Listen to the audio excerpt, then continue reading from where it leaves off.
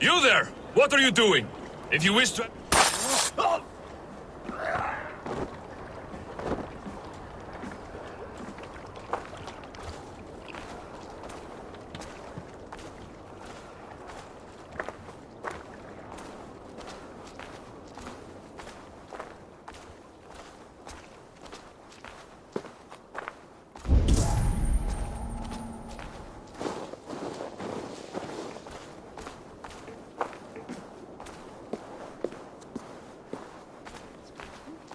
Come!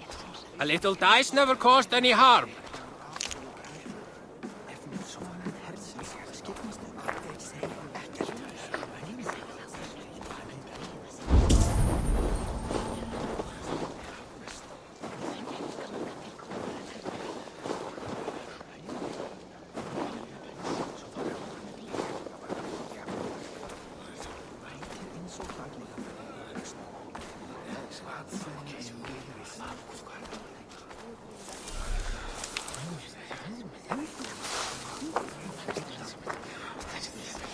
I have not had the win all day. I must turn this around.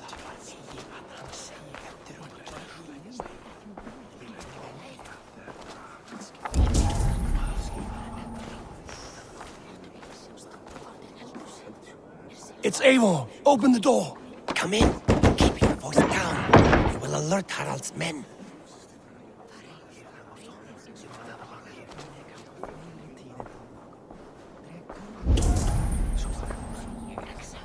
Where will we live? The English will fight back! The wars will never end! Or they will push us into the Christian ways! Quiet all! Give me... 2 days ago, we rid this land of Kjotve and his dogs. Yet today, we do not celebrate. Today we cower under a cloud of fear. But it need not be like this. We are not the heel-trodden subjects of a boy king. We are the Raven clan. Our destiny is our own. Did you know about your father's oath to Harald? I did not. And for that my anger burns hotter than any man's here. But I will not let that drive me into despair. We cannot stay in Norway. Not under Harald's boot. Not without fueling more war. So we push forward. To newer lands. To England. And there make a new home. A kingdom of our own. The sons of Ragnar Lothbrok have been in England 8 winters already. Is there any land left for a clan of our size? More than enough, wife. Of the 4 kingdoms of England, only one is truly pacified. I have no desire to wear Harald's leash. I like this idea. A saga for the ages. I agree. It will take time and resources to build ourselves a new home. But the riches taken from Kjotve's raid would suffice. No. That belongs to my father, as a fair compensation. In England, we must start anew. You would start us with nothing? In a land we do not know? Among people who hate us? Kjotve's riches would go some way to easing our passage, Sigurd. I bested him. It is within my rights to claim his goods. Our leaving must not be an assault on my father. It is a time of renewal for us.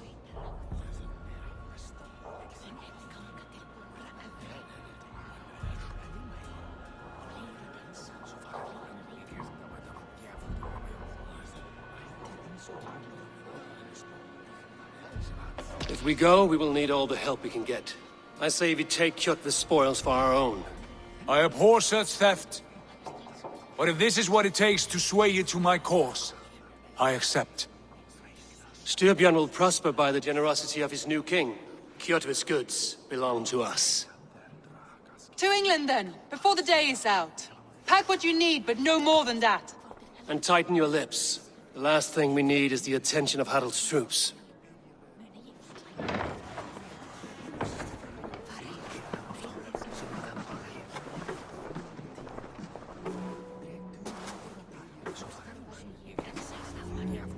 How much did you hear? Enough. A new path is revealed and your journey will be challenging. Will you not join us? For my mother's sake, I cannot.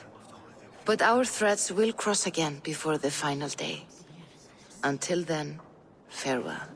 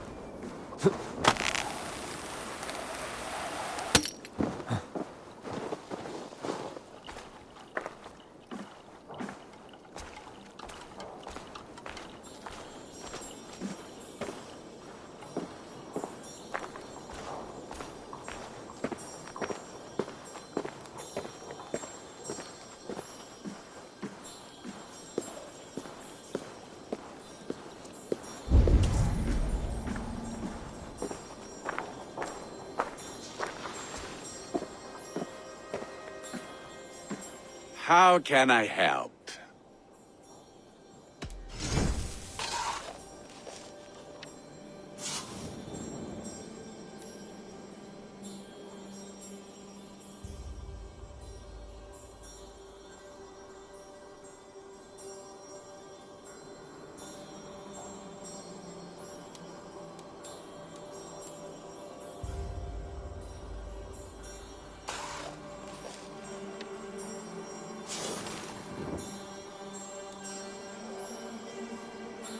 Do you need anything else? I will free you from this bond. And I will be ready when you need me.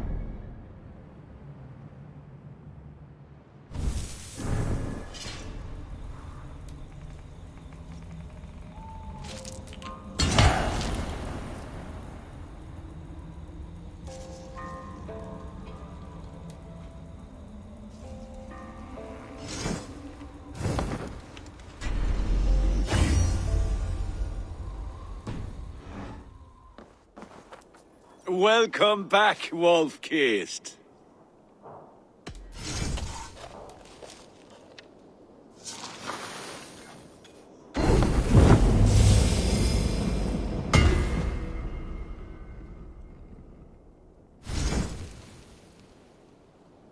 Do you need anything else? That's all I need for now. Fine.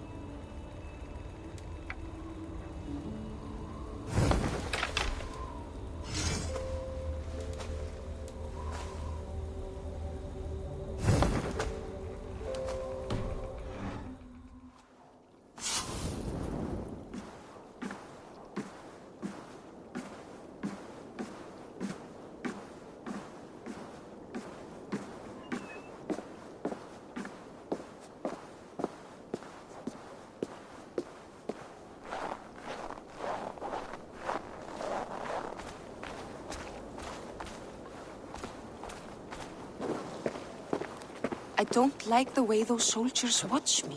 I find it flattering. You think one will marry you and carry you off to the capital? Would he?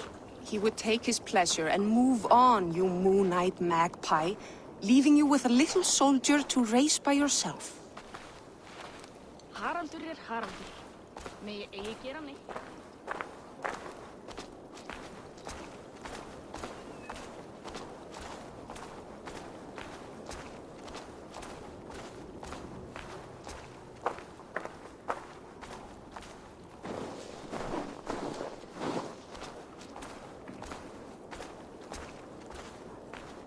Eivor, the wind favors us. We should set sail without delay.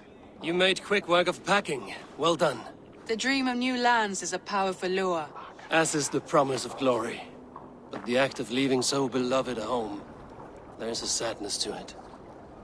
Having doubts? No, not at all. The die is cast. Then let fate guide our journey. Are you ready? I'm ready. Let us take to the water and leave unbothered while we have the chance. That chance is past. Look! Fate flies on swifter wings than we. King Harald's banner.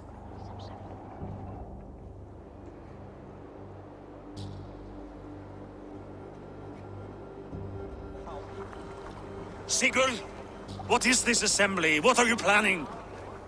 An exit, father. As graceful as I can. For if I cannot be king in the land of my birth, I will start a new saga. In England. Nonsense. Your place is here, son, at my side. There will be other victories soon. Other glories. My choice is made, father. Do not hope otherwise.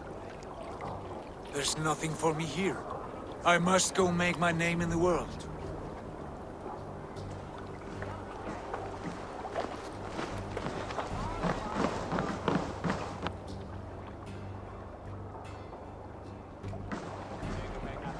And you have plundered Fornburg's resources, I see. You leave nothing behind but your honor. You left me no choice. I entered the Alving a prince. I left the son of a Jarl. There are always choices, Sigurd. I will not stand between you and yours, but I do not accept it. 17 winters ago, I opened my door to you, Eivor. And now, your only thanks is to rob me? I should have left you to the wolves. Sad old elk. Do not carry his words with you to England. He brought this day upon himself. I know.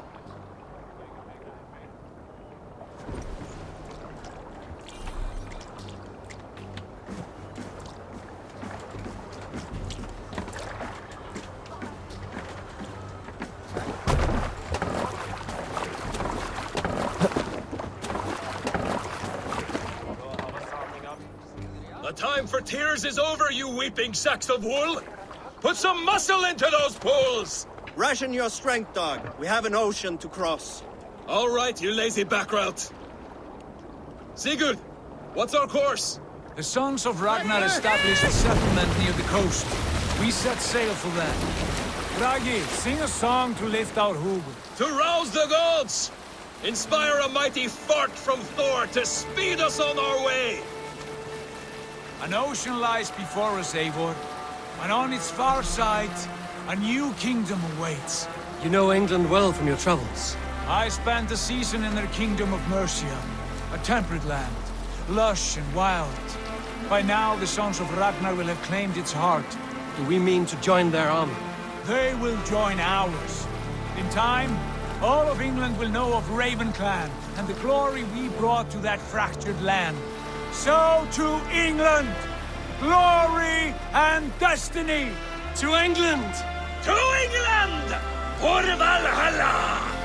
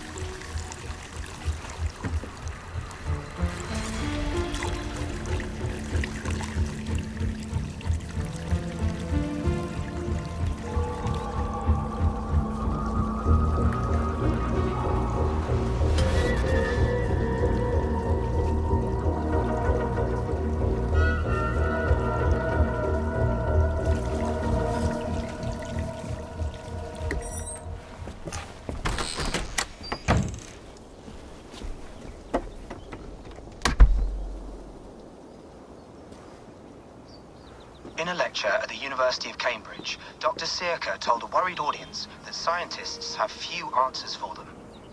Since the mass coronal ejection of 2012, the strength of the Earth's magnetic field has increased by a factor of 50,000. This has resulted in huge disturbances in radio and satellite communications, dangerous bands of radiation around the poles, and as we can all see from our window, an aurora borealis that never burns away. Unfortunately, we are stumped as to why this is happening, and if we cannot find an answer soon, it may change the way we live, the way we communicate, even the way we evolve, forever. Dr. Sirka went on to say, Bought you more electrolytes? Oh, new and improved citrus flavor. Thanks, Sean.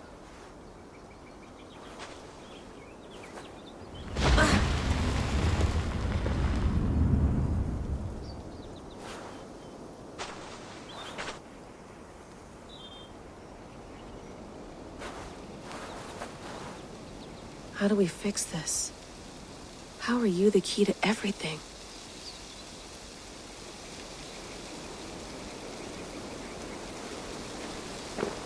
You're a long way from home, Eivor.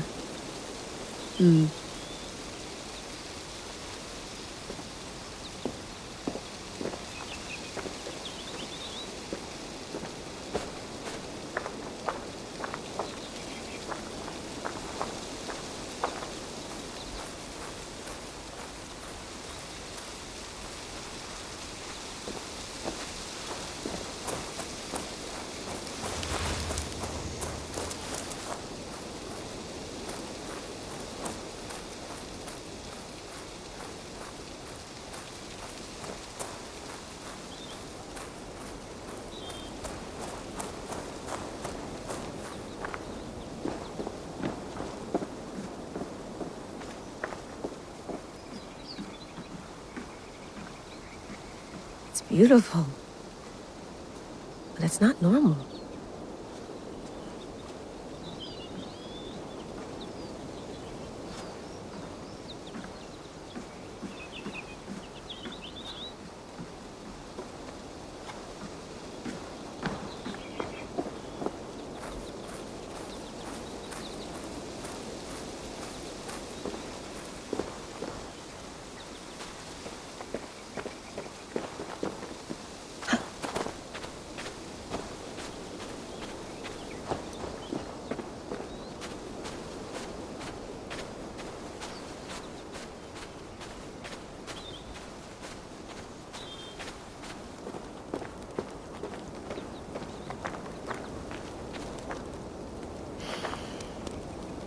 I should do this more often. Relaxing.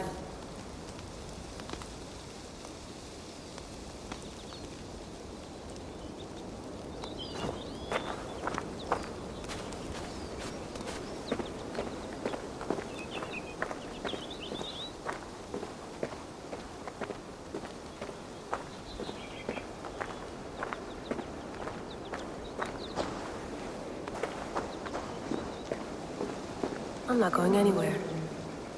Not yet.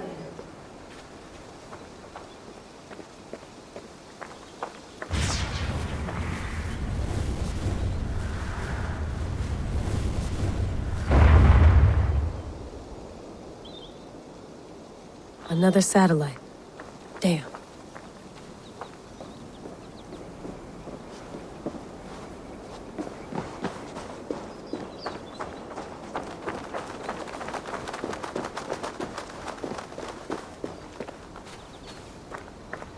Probably bought this at a coffee shop somewhere in Concord.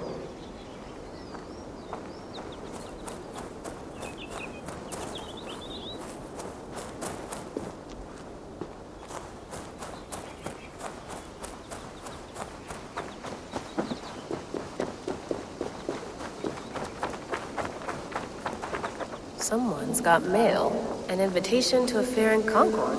Bring your best crop and you may win a prize. Tempting. Layla, you can't run away from this.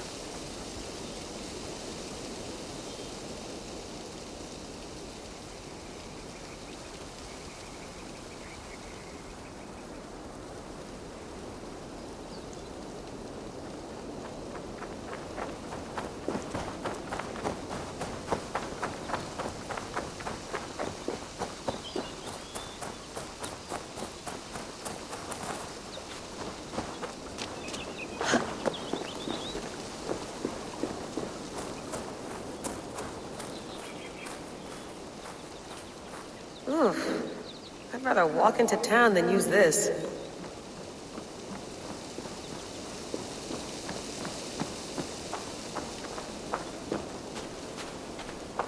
Did you get my tea? Some quality stuff here.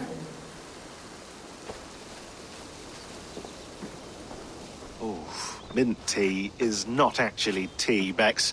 It's an infusion. It's really just dirty, minty water. I don't care what you call it, Sean. Did you buy any?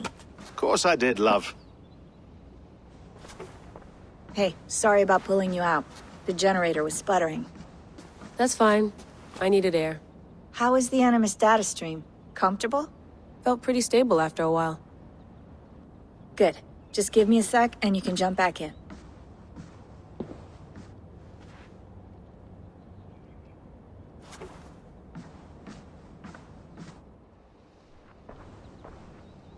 Another satellite came down. Did you see? I did. One of Abstergo's. That's good. Well, most of North America just lost its GPS service, so depends what you mean by good, really. Right.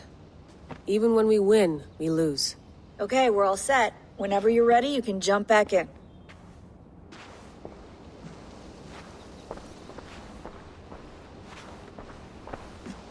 You mind if I put some music on?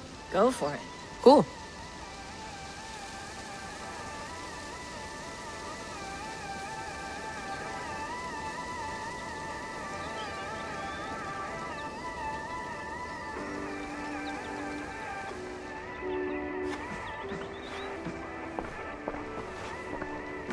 Sean has been busy. Hello, Layla. Sean, what do you make of the grave out there? Well, it overturns a few hundred years of scholarship about the first Europeans to set foot in North America. Apart from that, it's just a bunch of muddy bones, isn't it? Can we talk about this thing on my neck for a second? Ah, the mood stabilizer. Yes. It's not harmful, is it? I mean, I feel good, but I want to make sure there's no side effects. There shouldn't be. It's only blocking outside signals, a passive effect. So the staff doesn't, you know, mess with you. Sean, what happened last year, I had no control over that. I tried to resist. I understand. And your old team, maybe they don't. But we've seen that sort of thing before. Still, if you want to work with us and get to the bottom of why the world is about to end for the second time in 8 years, then you wear that thing until we say otherwise. William's orders. I know. It's not a problem. It's just a few more weeks, yeah? Just until we figure this out. You're right. I know you're right.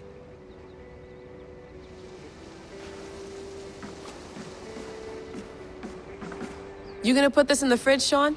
Of course. In half a minute. Remember, tomatoes go on the counter, not the fridge.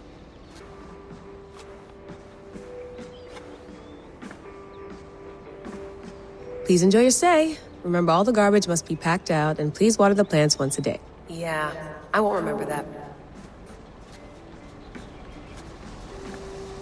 Sean, don't forget to water the plants while I'm under, okay? I'll add it to the calendar and tattoo it on my leg.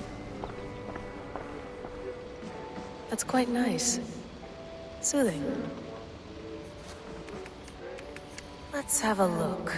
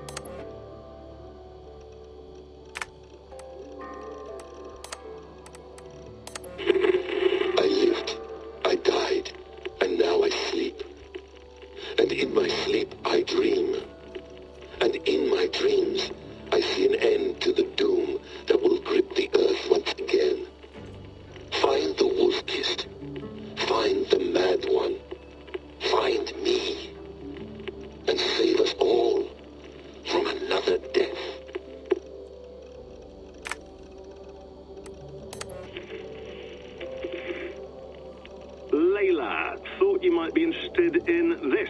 Conversations that Bex and I had with Desmond back in 2012. December, I think. Just candid talks, that's all. We didn't square any circles or write any beat poetry. But he did have some interesting insights into his time in the Animus and what it means to be an assassin. Anyway, have a listen. You might find you and he had similar experiences, so, well, let me know what you think. Unless it's to tell me I sound like a total brat in these recordings. If that's the case, just say nothing. I mean, I did have a slight cold at the time I recorded these. That's probably why I sound odd. Anyway, okay, I'm done anyway, so turn off. Turn off. Oh, it's actually just a button. Sorry, here we go.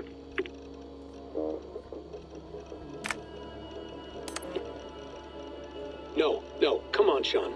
Turn that thing off. Oh, hold on. I like what you said there. I want to get this for posterity. Say it again, nice and loud. Seriously? Sure, come on. If nothing else, it'll give me leverage with your old man. Ah, that's your angle. Nice. What I said was, I wish I hadn't been born into the Assassins. I wish I had chosen this life.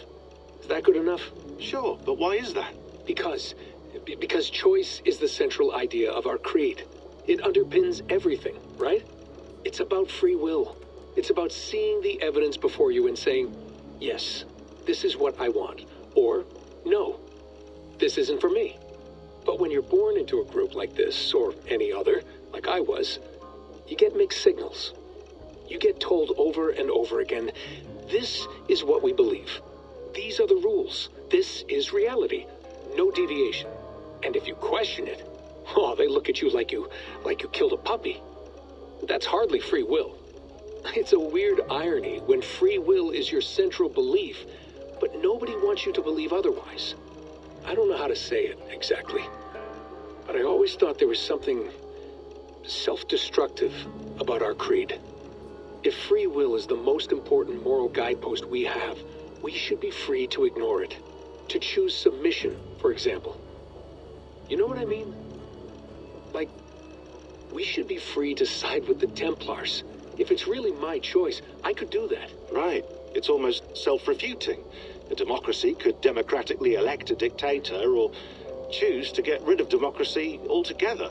Within our creed is the seed of its own destruction. That's what makes it powerful, I think. And fragile. Right. The more freedom you have, the more risky it is, you know?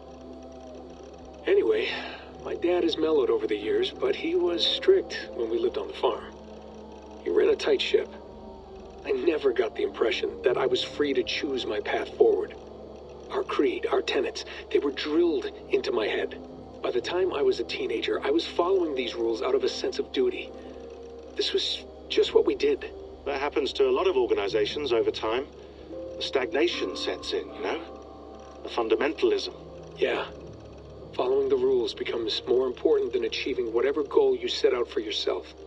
And people start to lose sight of the reason the rules exist. That's called deontology, or a form of it.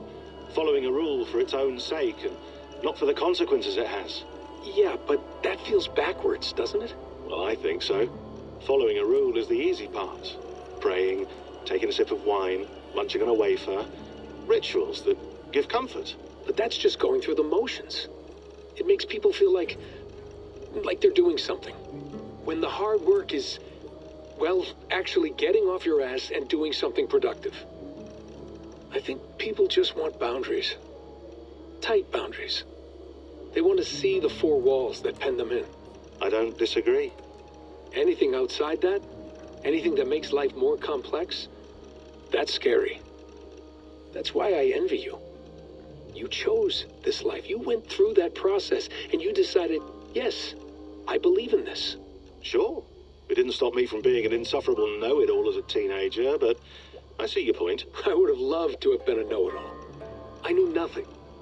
Not until you guys found me. Yeah. It wasn't until I met you, and Bex and Lucy, that I knew. I knew I wanted to be an assassin. Oh, thanks, Des. Come here. Bring it in, bud. I don't normally like touching, but we'll make an exception now. I am not hugging you. You sure? Because I smell very nice today. Can you just turn that off?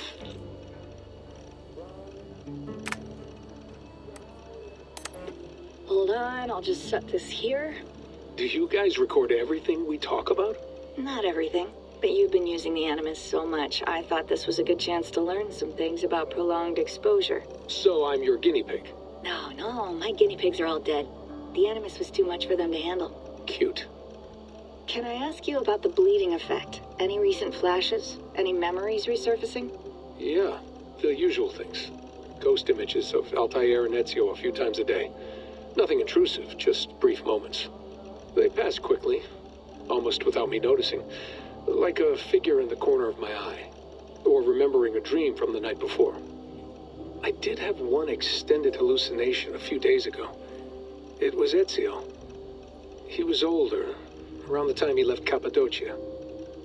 He was standing on the deck of a ship, alone.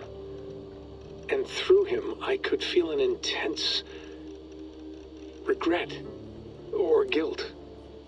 And it felt to me like he'd had a loss of faith in himself, in the creed, like he couldn't keep it up, couldn't stay true to his ideals. And as I watched him, I thought, is this the moment he decided he was done being an assassin? felt like it. Anyway, most of my visions have been brief, lasting just a few seconds. They're like complete memories of small moments that appear suddenly out of nowhere, fully formed. It's a strange feeling. Okay, anything else? I'm starting to see Connor now, too. Though I hear his voice more often than I see him. I'm sure that will change.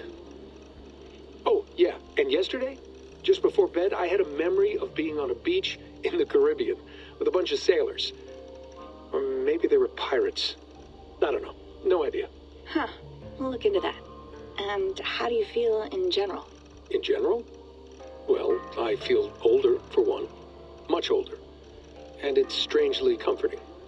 I'm collecting the memories and skills and thoughts of so many people. I feel like I've lived a few hundred years or more. Is it possible that if I do this for too long, it'll push my own memories aside? That I'll be everyone but myself after a while? It's possible. That's called identity substitution. It's happened before, but it's rare. And someone with your background shouldn't need to worry. My background? You mean someone with my genes? My abilities? You have Isu DNA, and that lets you see things and do things and withstand traumas that other people can't. And I can suffer in ways that others can't. That's not something to be proud of. You mean the apple? Yeah. It has a pull, Bex. It tugs at my brain. It talks to me. Teases me. Drives me mad. And what I did to Lucy... God damn it. Nothing is worth the damage I did. The pain I caused. I know. But you're special. That's the point. I'm not special, Bex. I'm lucky. That's all. I understand. We're assassins. It's our creed that makes us different, not our genes, not our blood. Anyone can join us. That's true. But let's leave that aside for a second. What I want to know is, have you ever had any Isu memories resurface? Isu memories? I don't think so. I can't even begin to imagine what that would feel like. I think you'd know if you did. Maybe one day, we might be able to induce something. Jesus, let's fix the world first, okay? Before we start digging up my ancient ancestors. Deal. With my luck, I'll be related to some third-rate Isu like Sisyphus or something. Way to aim high, buddy. Hey, you gotta.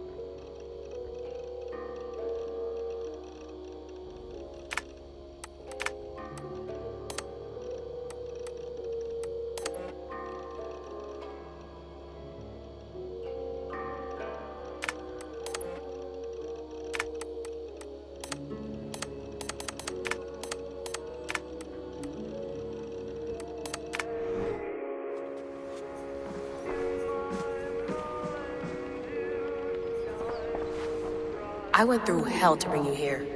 It had better be worth it.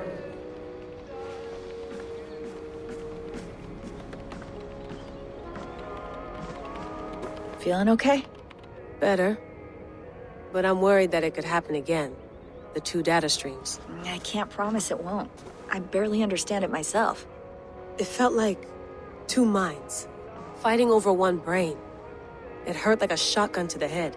Right. There's something about this Viking's DNA sample that feels dense, noisy. Could it be the staff? Interfering somehow? How do you mean? My headaches, my temper. They started the day I got that thing. I hope you're not making excuses for, your friend. Jesus, no. I'm not. Sorry. Just take it easy. And if you feel yourself slipping again, let us know. I'm trying. I really am.